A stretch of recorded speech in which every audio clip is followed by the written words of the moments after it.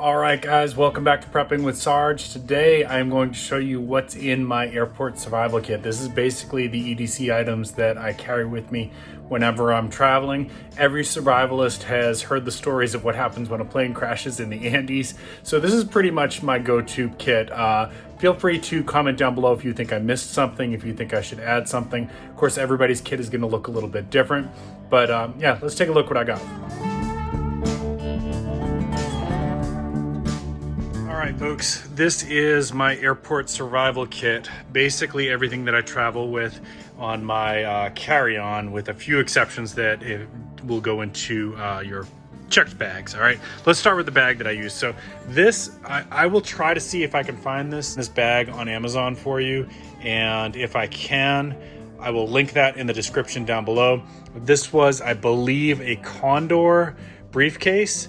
If it's out of stock, I'll see what I can find that's similar to it. I like this one a lot. This is pretty much my personal item. Because it's a briefcase, it counts as your personal item, right? So most airlines are gonna let you carry something like this and your carry-on baggage. And you can put a lot into this. Now, I'm not gonna explode every pocket here.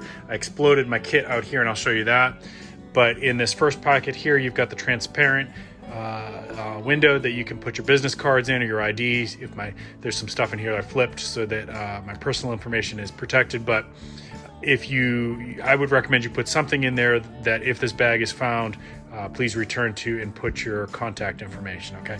And then there's, you can put business cards in there, and then that can open up and you can put things in there, all right? Now, this bag up here is usually where I put my first aid kit, which I will show you in a second. Again, most of the stuff's been emptied out over here. So I usually put my little travel first aid kit in there. You can put your name badge here. You can put any medical information that you think people might need to know if you have a medical incident while flying. So for me, I put my stupid allergy and my blood type. All right. And then let's see, does this one have, yeah, it does. So this has, obviously on a plane, you can't do anything with this, but it does have a little concealable pocket in here. Sorry, the hook and loop closure is making a lot of noise, but it's got a little concealable pocket in there. All right. And has another semi-concealable pocket right there. Okay. And then this one here, I usually put snacks and things like that. And sometimes I put my liquids in there so that it's easy to get those out during security. This bag here, I attached to the side. It has MOLLE webbing. This is where my water bottle goes.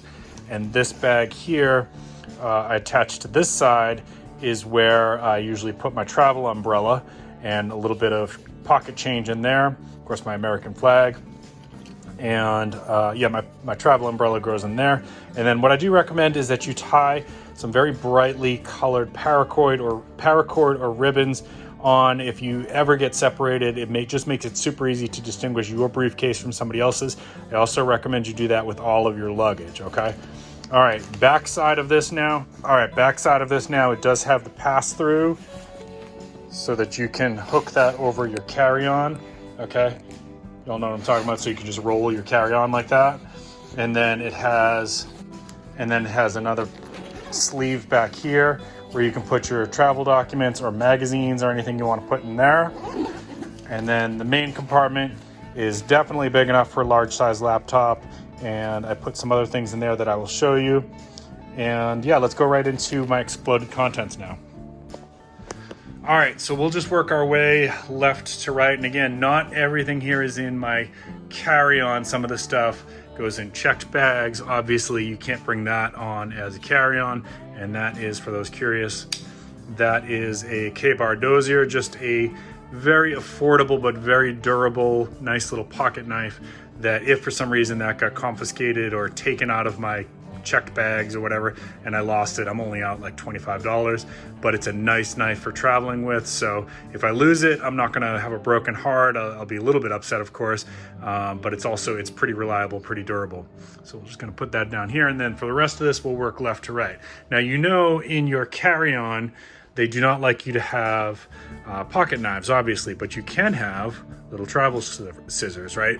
And every survival enthusiast knows you need to have some kind of cutting instruments. These are allowed. These little grooming scissors are allowed. Okay, so you probably are still wanting to travel with masks, whether or not you're using them. That's, you know, that's up to your discretion, but there are some places where they still can refuse you business if you don't have one. Or maybe, you know, you sit down in the plane and you're next to somebody who's coughing and sneezing like crazy, and you just want to have a little bit of protection. It's not a ton of protection, but it's a little bit of protection from those airborne droplet nuclei. All right, and then on my keychain here, in these little compartments here, I've showed you this before. These are always with me. I've got like emergency $20 bill rolled up in there. I've got an emergency fire starter in there. I've got the Gerber shard, which is a screwdriver and can opener, and a little nail clipper. All right. In my liquids bag, I always travel with some sunblock and some bug spray. Okay, always. And of course, hand sanitizer. And of course, chapstick, which also can, or whatever your off-brand of chapstick is, can also provides a little bit of SPF protection. Can also be used on wounds. It can also be used for a lot of fire starting, a lot of different applications. Okay, you're always going to travel with a little bit of cash. I know everybody likes their electronic money. I do too, no problem there, but you always want to have a little bit of cash just for situations where you encounter somebody says, sorry, the machines are down. You can use that. Also, most vending machines, make sure you've got some small bills in there. I'm actually out of ones, but I've been here for a couple days. I spent my ones. I need to get some more. Prescription sunglasses for me. I recommend, whether or not you have prescription glasses, travel with your sunglasses to protect your eyes, especially impact resistant and UV protection sunglasses. You got to get those if you're a prepper or survivalist. Clean canteen always travels with me. Now, you can go through the airport with this. Sure, you gotta come in through security empty, right? And then you can fill it at either the water fountains, or if you don't want to drink out of the water fountains because people are putting their mouths and all kinds of other nasty stuff on there, just go ahead and buy some bottled water. Clean canteen is also a single-walled canteen, stainless steel, so you can boil water in this. All right, then we've got some antibacterial wipes and some flushable toilet paper, just because you never know, you might get to a situation where somebody doesn't have toilet paper and you need it bad. All right, Wazoo survival gear, you know, I've done a full review on that.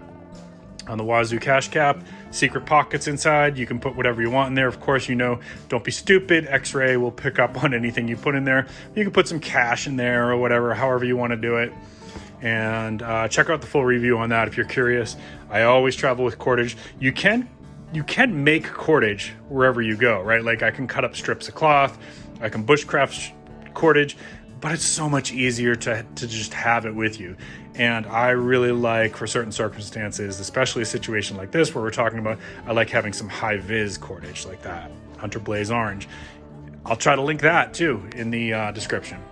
All right, so two things that I always have in my carry-on is an extra pair of socks. These are Under Armour travel socks that wick the moisture away from your feet, so they're really good for keeping your feet nice and dry. I also, I didn't put it out here because you don't need to see it. I also keep an extra pair of underwear when I'm traveling, right? And my family and I were just talking about this. How many times do you get stuck over at an airport? It does happen. If it hasn't happened to you yet, you're very, very lucky, so congratulations, but it does happen. Sure, it would be nice to have at least socks and underwear to change into overnight, right? Let's go back up here. This is my little mini first aid kit. I'm not going to flip it over. On the back side of this, I have information about who my emergency contact is and all of my medical information that people might need to know. Got some Band-Aids, got some gloves, I have some gauze in there, and I've got a couple masks. All right, this is not chewing tobacco. You might have thought that you were seeing chewing tobacco there. These are actually just coffee pouches. Now, I have told you before, I like caffeine a lot. These are, actually I'll show you. These are just coffee pouches. You can bring these on the airplane. You can put them in your mouth. You don't have to spit actually you shouldn't spit the juice. You swallow the juice. It's just coffee. There's no nicotine in this. And when you're done, you throw out the packet in a waste barrel, of course. Don't leave it somewhere for somebody else to have to pick up your nastiness. Okay, I always travel with a couple meal replacement bars. Again, if you get stuck and you don't have time to buy some food before you get on your plane, you know they've really cheaped out on the snacks on the airplanes and the meals on the airplanes. And yeah, you're gonna get hungry. I always travel with at least a couple of those. And if you get stuck overnight in the airport and you don't have access to like a restaurant or something like that, maybe you came in overnight, everything's closed, at least you've got one meal covered. I always carry a pen, some sticky post-it notes so I can jot down some quick things if I have to. And this is actually a flashlight from 511. This one is, I believe, aircraft aluminum, and I don't know if they still make this one. Again, if I can find it, I'll try to link it for you. But this is really, really sturdy, and it will not bend or break easily, if you get my meaning. And this is 90 lumens, which, you know, I've told you before is my minimum threshold for lighting, especially for indoors. So that has served me well. That has been on a lot of trips with me. Little eyeglass repair kit, which I usually store with my first aid kit. Okay, I always carry some mechanics gloves in my carry-on. This is a flame retardant shemag, or scarf, whatever you want to call it, right? So this is good for like if I had to cover my head in a pinch, if I didn't have my hat. Yeah, it's actually pretty big when it folds out, so if I was cold, I could wrap it around myself. You can make bandages out of that. If there was smoke on the plane, and we had to evacuate, it is somewhat flame retardant. That was a little bit pricey, and I'm not sure if they still make it. Again, I'll try to find it for you. All right, you've seen this before. This is the Wazoo Survival Gear fire starter necklace, right? So that is, I've got two ways to start a fire. I've got one that's on my keychain, and I've got one right here. I always carry some earplugs, compass, and a jet whistle for signaling. If I'm trapped under something, I can signal that and hopefully get somebody's attention. My electronics kit, I always travel with a little battery backup, right? This one here is from EDC, and you need to make sure you've got your cordage with you for charging up. And then a little medical kit here. I do have that shellfish allergy, so that's an EpiPen. I always carry with me when I travel, and it's also in my backpacking kits, Benadryl, aspirin, and Imodium, okay? All three are potentially life-saving medications. If you don't understand what they're for, well, Imodium will stop diarrhea. Benadryl can slow down allergic reactions. You're probably still gonna need medical help.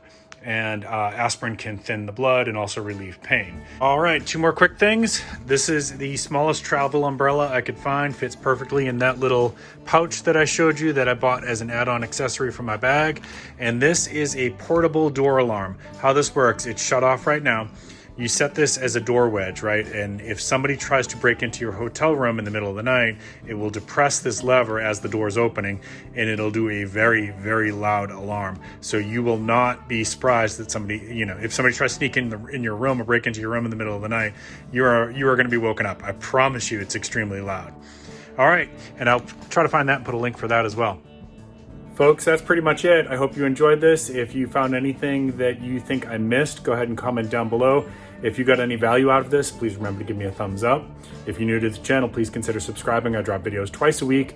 Usually Tuesdays is either a skill related or a gear review kind of video, and usually Fridays is a live stream so I can interact with the audience. Keep planting your seeds, keep stacking your silver. This is Prepping with Sarge.